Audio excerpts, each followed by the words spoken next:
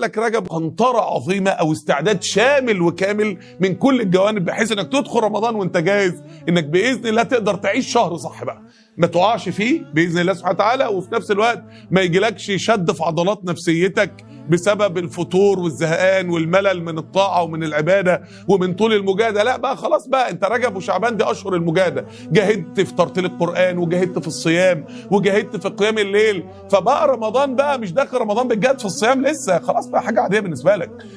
انت مش داخل رمضان لسه بقى بعد الصيام دايخ وهبطان ومش قادر تقوم الليل، خلاص انت جسمك فسيولوجية جسمك وقلبك ونفسيتك ولياقتك الايمانيه واللياقه بتاعت عضلات نفسيتك، خلاص انت اتعودت على الجديه واتعودت على المرجله واتعودت انك انت بتقرا قران من غير ما تبقى بتاكل وبتشرب انت خلاص انت خدت كل ده في رجب وشعبان، فبتدخل رمضان عامل زي الايه بقى، اللي راح الاولمبياد يحصد ميداليات، مش رايح الاولمبياد يكافح ان هو يعمل اداء مشرف. ما بيبقاش هدفك في رمضان الاداء المشرف، بيبقى هدفك في رمضان حصد الميداليات الذهبيه بقى.